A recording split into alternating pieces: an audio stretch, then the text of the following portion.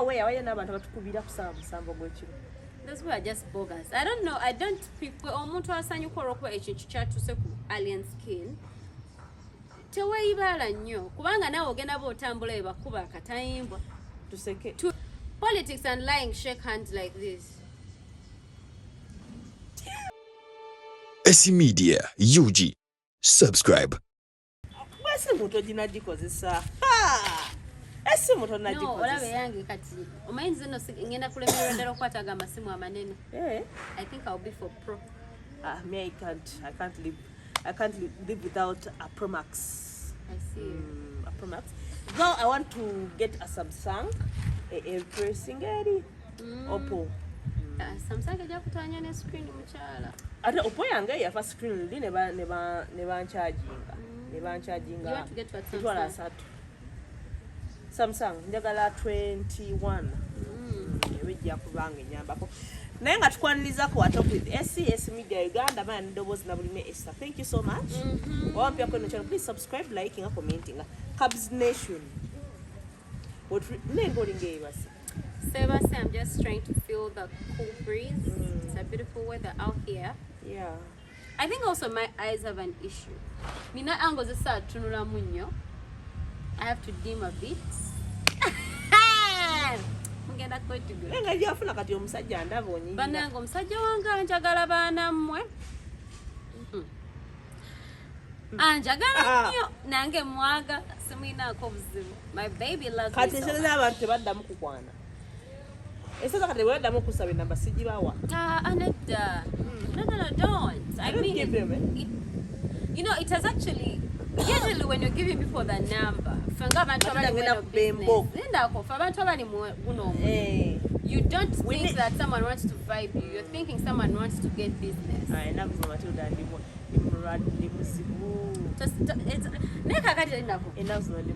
people now, we should stop giving them our numbers. We should let them chase us. They should do research like where we be. Omuntu omwe namba, guys. Rika Siri yakola a video ngagamba mostly ngokubira omuntu gwotamanyi. Introduce yourself. Nze gundi ensonga enkubize simu eri bweti ne bweti. Amazima kali nti tuli ku level nga we don't have time. Right. Oja kujja kusimula hello. Esi, mbadde yakugamba. Mbadde wonna yinda kujjako. Wone jjo gwe nagambya. Nengambe mbadde nsaba. Yangambe wati. Je baliko nyawo. Enamba yanga eno gisaving. Namugambye oyina amagezi ne mu blocking. Automatically. Tambulide yani. Tambulide ki? I don't know. People just don't have phone etiquette. They just need to have better communication skills. I think we have a problem with Ugandans. Not all. Nebambi mwabajja masimu gafe be straight. Esegedi. Kale nobo yagala kwana. Amanya gange inze. Amanya gange inze mutwe gundi ne gundi. Ensinzidde wano. Tubawayoka example. Hello? Hello Esther. Hi. How are you? I'm good. I'm the strange person calling SC Media. Okay. Hello. Good afternoon, Esther. Good afternoon. How are you? I'm fine. How are you? I'm good. My name is Matildah. And I got your contact from Esther. Do you know Esther? Which Esther are you talking about? Esther Navlimi. Okay, I know. Yes. I called her requesting for a number, and she allowed to give it to me. My reason for the call, or my reason for getting your contact, is to make business with you. Is there a chance that we could meet? Yes, automatically. Could you please tell me when you're free? When can I call you? No, sometimes people don't allow over calling them. Yeah. Matildah, are you aware why n'abantu abatukubira kusaba musanvu gw'ekiro? Those were just bogus. I don't know. I don't pick people. Yeah, that time I don't answer calls. Unless someone told me they are going to call me at that time. Unless ngaza kubide nga nino olusu. No, atenze nange sikuira abantu kusaba musanvu gw'ekiro. Oba busiru butategeera naawe. Unless you told me, Matildah, I am going to call you at 1 a.m. Why 1 a.m.? Kubanga before knowing them, I first knew Esther. Owashitegeera singa teyali Esther nzabo sakoze ki? Sandi bategedde. Kati n'abantu abajjanga balumba alien skin because of the bad things his baddies do. Balina kitegeeramu eyo ango. Are you loving alien skin or loving his gang? Are they the ones that sing when you put on your radio and they play a song from Alien Skin? Owulira bali be bayimba oba ye ayimba. Bwabanga ayimba ebigambo byatuletera omwagala oba ekibuli kye yajja nakyo. Yakireetanga abalala bamwogerera oba ye yeyogerera. Oba kitegeera. Yes, so abagezi ne bamukubira eyo. First of all, I want to appreciate them that bamukubidde eyo because they know this side they have no place. Tujja bawa. Eno bamanyi yo tebalinayo kifo mubaniza mu attackingira. Era mwamukubidde. And yes, bamukubidde eyo. That is good. At least I appreciate that buli kati abantu batandise okutegeera levels zaabwe n'okumakinga territories zaabwe. Wajja basobola okufuga na wajja batasobola kukola ki? Kufuga. Kati bo maybe yo bafuga. Ate kirala, it is very absurd that maybe bandi mukube mazo mwala atinga ne batamwambushinga. Netutegeera ani asinga eggaali. Kwa ne bamugamba kakati ojeno naye naffe tulina kye tukoze ki tutegese ne tulaba ani asinga amaanyi. If it was an ambush, first of all, that was a crime. Abana bekikwatako balina okukola okunoonyereza okusinga waawo because such things will happening as if it's just alien skin, but it's going to come down to the normal person. Tukuwa omuntu owa bulijjo nga naye ogenda b'otambula abatakwagala bakulumbe bakube because they see these things happen and nothing is done. Okitegeera. So abali mu buyinza, they shouldn't just look at it like ntalo z'abayimbi n'abafaani baabwe. They should look at it as a very serious, they should look at it as a very serious crime. Ababadde abakozeewo abalina obuyinza obukola emirimu egyo bakinoonyerezeeko bamanye abakoze ogwo omusango babaleete mu broad daylight babaanike ekooti oba era abekikwatako babakole ki babasibe oba babakolere kye balina okubakolera okubabonereza oba kitegeera. So we shouldn't take it lightly. And another thing, gwe omuntu asanyuka olw'okuba ekintu kyatuuse ku alien skin teweeyibaala nnyo kubanga naawe ogenda b'otambula ebakuba akatayimbwa tuseke baleete bannange tubadde no nabweru abaagataliiko bakusome twabadde ne nabweru omusajja wadde atambula. Like, you should always be empathetic. Okay? Baleete amayogo ng'olina bidread bakule bakubye akatebe ebiyaye bakube okitegeera. Ate n'ensonga ezimu lwaki abantu abamu baseka olwa alien skin nti balina kye tuyita differences ez'enjawulo. I don't know ki ekireetera bannayuganda okulowooza abamu, not all, but abamu oba lowooza nti ono okuwagira gwe kyotawagira kye kiremezeza oyo buyinza. Do you know why people don't like alien skin? Most ensonga ezimu ezisingira ddala alien skin bo balowooza tali ku side ya mukulu. He's okay not to be on anyone's side. Like, I know kwagira ina kyayagala okitegeera. Alien skin is not a politician. I don't know why people don't naddala kati nga tugenda bintu by'obululu bino. We should learn to understand the fact that it's okay to agree and not to agree. It's okay that abantu balina okutegeera nti politics is not real. It's a dirty game. First of all, it's a dirty game, and every person that's in politics is a serial liar. Yeah. Politics and lying shake hands like this. No. So me when I see people all getting drained and invested and oh my God, you're wasting your time. Like, we don't care. Abantu abamufe kufi. We want change, but we want change that is, I don't know, like, what omuntu yambuza. My ex yangambanga nerwaki toyagala muntu ono namugana edda kintu si kya butayagala nze. He has never convinced me nze nga Matilda omuntu oyo ngambuuza ebiseera ebyo nga kati lwaki toyagala toyagala Uganda toyagala change toyagala namugamba mukwano nze sigenda wagira bandu wagwe olwokuba nsanze oluyeyi lw'abantu bali mu kisinde batambula nziruka emisinde mbeyunge. Please come on, that's not why my parents educated me. I did not go to school just to get a job, but to also look at understand things. Yes, to understand, look at the situation, analyze and be like Ne wano wenetaga okubeera. No, I'm not going to go for every gang. You know, Nino Tegera, Esther, you have to convince me why I should leave this person and come on board with you. And your convincing should not just be yappy. I need to see some action.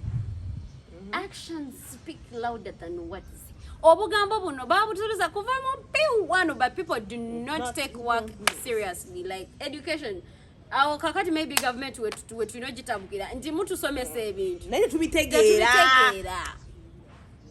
Maybe mutusomeseze mu lulimi lwetukola ki tutegeera awo abantu banategeera ne batandika okulowooza nga bwe bateekeddwa because you can't tell me tebaku convincing he did not mpaka nakati ate it's even now getting worse worse and worse and worse. Not like in a bad way, but if you're having an ideology that I would agree with, I'm going to come and support you. And it's not even a must that I should show everyone that I support you. Nedda banange temututeka ko nnyo pressure. Hey yo, let me tell you, abantu bonna bateka alien skin ko your pressure. You're very ignorant and you do not know the heck you're doing. Singa mbadde manyi bwe mukola. Alliance kimwalete mukwata namuteeka namuki mu politics omwe kubanga ebintu omwe tabiriimu. Ogane politics ne lies zibise. Bya mikwano bikola bit. No, but the politician. Oh, yangambye mbu there is no public enemy in politics. What be a scenario yabaddewo eya Churchill? Yeah. Najira. Dashikabiri ate ne tulabe eno. Ati kati ebyo bikulaga nti ebyo bintu lwaki bibeera essa. The universe itself and timing are trying to show you that what are you babbling about. Rachi mutuwogganira. Use your brain and not your emotions. Use your brain, not your emotions. When you make decisions out of emotions, you make very permanent. You get permanent repercussions. You should use your brain before you come up with a decision. True. Okay? So, bwanga osazeewo okubanga olina omuntu gw'ogenda okuwagira oba okwagala. Tokozesa emotions. Bw'onookozesa emotions, ogenda tomera, ogenda tuuka ogambe banne nejjusa singa nnakozesa obwongo obwange. That is why nze nkugamba, not just in politics, but even in other things. Yeah? You need to convince me that, kino kyoliko kigenda okukolera. Yeah. Ate politics tetulina kulowooleza bantu balala. Leka omuntu yerowooleze. Let people come and speak up for themselves. Don't push us.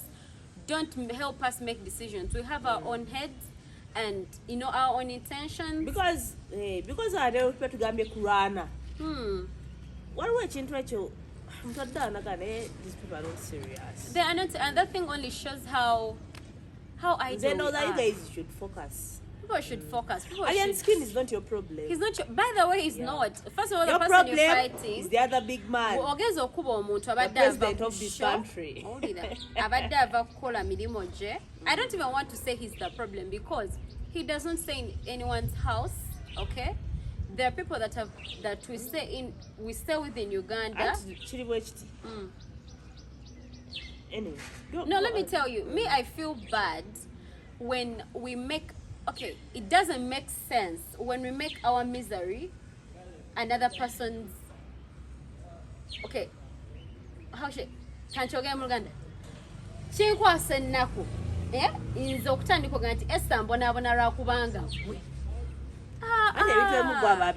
nedda olaba Esther bw'obanga oli ewantu nga toli comfortable, try to dig yourself. Okitegeera, if you're in a place, if I'm at a job and then I feel like I'm not, siriwo mu bulungi, I will leave. Oba kitegeera, I will leave. Exactly. Yes, sigenda beera nga ndi mulimu ngana guno mulimu gwantama, bana guno mulimu gunyiza, bana it doesn't make it na bo bigaba ganegwa, are you okay? Okitegeera, kati obanga owulira nti olina change gy'oyagala okuleeta kuli neggwanga, let it start with you. Let it start with you. Oli awo otudde ku kiyinja nga kiri okutta essimu oli ku TikTok. Bovuma. Bayali mu offices zaabwe. Me, that's one thing I learned. I'm not going to sit here. Gatera okulaba abantu mu comment section newala. Kusakone sikyagala. Bale sikwagala njagala mubuuza. Takumanyi nti ne munsi exist. Njagala n'okubuuza omuntu. Actually kintu tekigenda na bugenzi eri, but all abantu bonna ba public figure.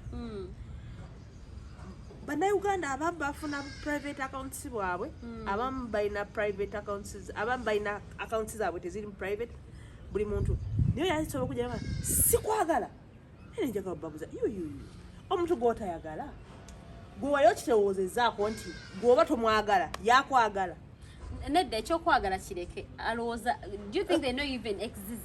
Me, I don't even know you exist. Era if you know please stop commenting because abantu tebabala bemuvuma tebabamanyi tebabagana when you I usually one thing kati kibadde kintawaanya lately when I post I've been very active in posting videos on TikTok.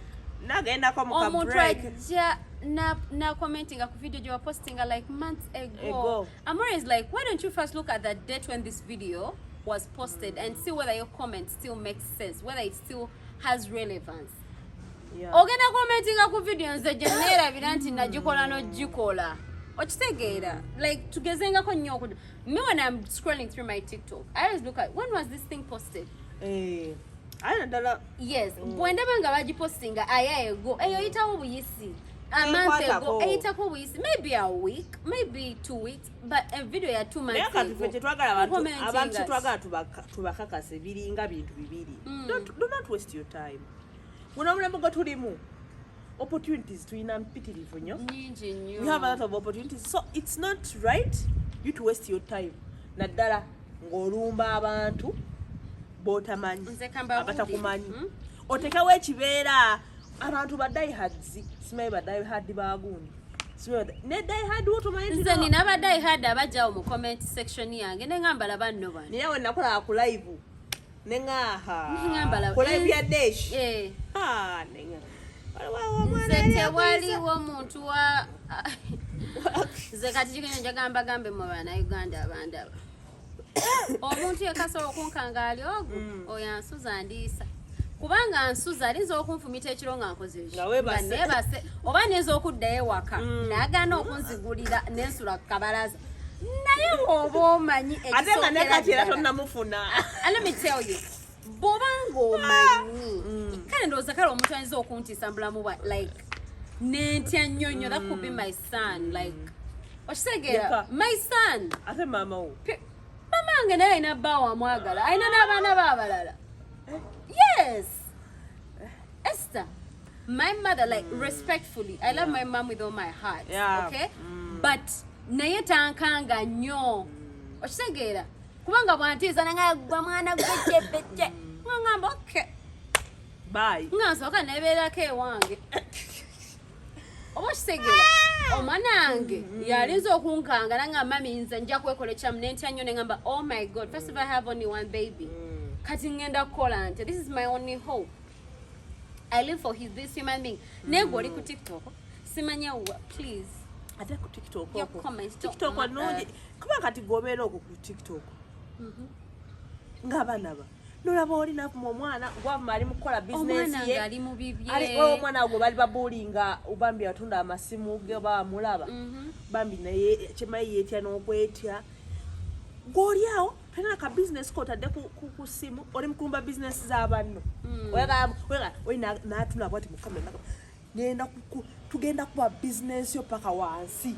oba ofaaki no Esther Ugandans are very sad people maybe those are to ranking simanyi who is responsible for ranking but Uganda is one of those countries. Uganda ina abantu abali very illiterate nga illiterate very ignorant not the word is I think ignorant okay there are so many people that actually okay eriyo abantu mu Uganda ngobongo bwabwe tebukolerako ddala nga tebalina bakuyita batya nga tebasoma I don't want to use that word because there are so many people abatasoma naye nga bategeera kuliko abantu abatategeera bangi okay either wasoma oba tewasoma naye nga totegeera it's okay waliwo abantu bangi nnyo mu Uganda abatategeera naye ng'obuzibu bwe tulina bali too privileged bw'okwata omuntu atategeera n'omuwa a lot of privileges there's no repercussions ze tuli mu ssaawa abantu abatategeera bagenda babakwata ne babawa a lot of privileges kati bali muzi abusinga That is why there are even debates of banagas, TikTok, because balavanti abantu abatategeera babawa a lot of privileges. Kakati zitandise tukostinga. Nenga singa abantu banene abatategeera. Ate ekyo tekirina bwe tugenda kinenyeza because it is the new normal. Wajja kugamba mbuto ate balina byakola. Kati shiba babeerako bambi balina ebizibu bingi. Oyinaita statement wait. Bannayuganda balina ebibabuba bingi. Kyobola abadde okubambi ne bamalirako stress.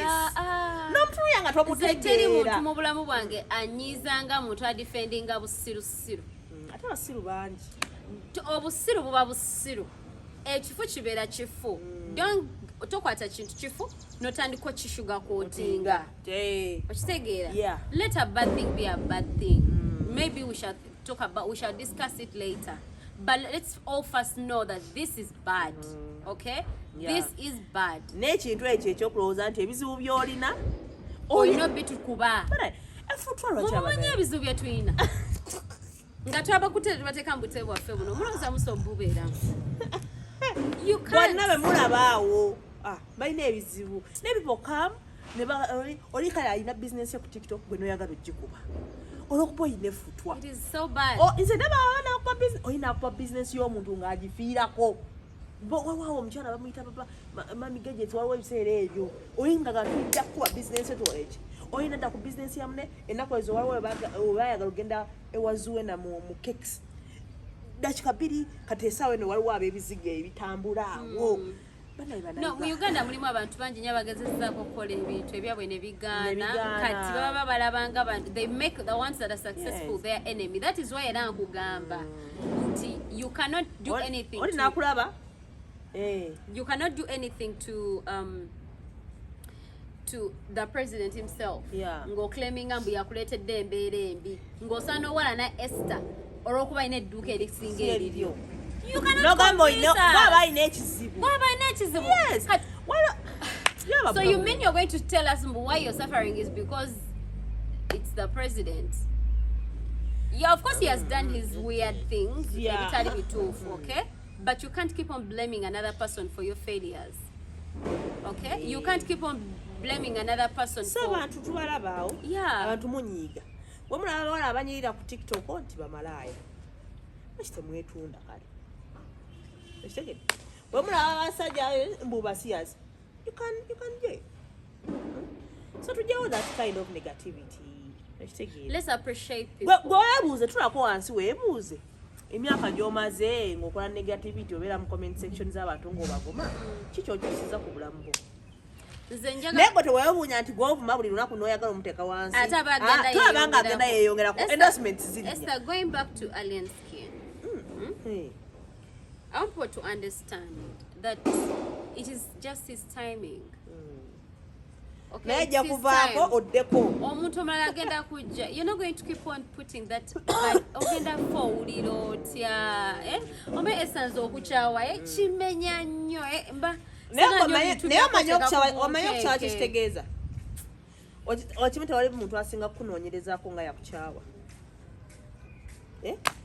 ante yagala kulaba ng'osanyusa twagenda kukeberako akunonye ng'osanyusa atani anyige lwaki yakukyawa.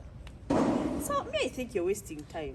Abantu naye nagwe nayogerako awo ne mugamba people are silent enemies. Oyina ngamba naye we silent enemy namugamba yasamira muli nze esa njaya nkubulira kino bwe tudda ku nsonga ya alien skin teri muntu agenda kukukyawa nga toli waakabi. Abantu baagala nnyo ababakomberera ababasabiriza buli wooliyita ku muntu booti nga balooka bajjayo buli kafunkunaali gwe wakola gwe wamanya ne gw'otaamanya nga nebyedda ate I want to let you era kasita otandikula nga tubakolako that kind of crap. That's the point that's the sign from God that Esther congratulations otuusa onaatera otuuka. Don't even feel bad. I mean, like, why? Nze buli muntu awalana alien skin, I feel so bad for you because even in your lineage teyagenda mutuuka. So you're wasting your fucking time. Tandika okukola ebintu ebigenda oleetera kale gwe oba olemereddwa abaana okutuuka kawo bakati gwe bambi olemereddwa oba ogenda kufa n'enkya. mwebera muli bavubuka nga muli ku social media and this is what gives you peace. That's very wrong. Get other things. Find a therapist. Naye abantu bamanyi nti balwadde. Classic. Genda ke wa mama. Bwe wabeeraawe nga olaba omuntu ku social media ng'avuga emmotoka ye onyiiga laba omusawo. Weewe omwala ng'atambula ali mu kucakala n'ogamba malaya laba omusawo. You're sick. You have a problem. Kubanga nze simanyi buzibu bwa kakuye Matilda the desperation eri mu society n'obunaku obuli mu bannayo abamu si bonna engeri gye bagambamu abantu nti oyo alina ssente olw'okuba state agent senga baali babimanyi senga bagendayo. Nze teri muntu anyiiza kuno nga abantu abagamba yalidde yalya. Bane muleka abantu balye kuba naawe ne bageza bakonkona ku mulyango gonti kokoko tulaba babozigana nze sizigana kiringanga ono tandika olugendo ne bagamba Esther twagala kutwalako musi eno si ky'abantu gye batera okwetanira Canada nti twagala kutwalako Canada kitegeera nogamba nange Canada eno sandigeyagadde njagala nnyo America njagala nnyo okugendeko America tenedda tutwale Canada kati ogenda tuke Canada banange ng'ebirungi ebiri eri ng'ogamba naye manyi America mugireke kati wewe tuli kati waliwo abantu amu be mwagala ennyo nga maybe mu kusooka bajja nga baali babaagala nnyo ne bagamba nze nfiira ku gundi eno naye bwe yatuuka bwe yasanga ebisawo n'ebisawo bitalagamba kati ekikumi ekiri mu kutambula bane abantu mbaleke balye ssente zaabwe nawe ninda time ejja kutuuka ojja ozirye wabula nze my problem here is nti byonna ebyo nanga bibaddewo the bad side of the government and the good side of the government everything tetwagala mulowooze nti tulaba the bad side we go appreciating the good and the bad. Ate it's okay, it's very okay to disagree and to agree. Ate ekirala bwe oli waba takoledde bulungi waliwo bakoledde obulungi so toteeka nnyo obusungu kankubulye ebbanga yogenda okumala nga obusungu obuteeka ku balala. People are moving. You people are working so hard. Abantu bakola nnyo Esther. Yeah, tell them they are working hard and smart. People are working so hard and smart. Gwe kintu kyoyagala toli mwafunira. Bambi oyinza okukeera ku makya saa 12 nonyuka nnyaye ne bigaana. You're just working hard.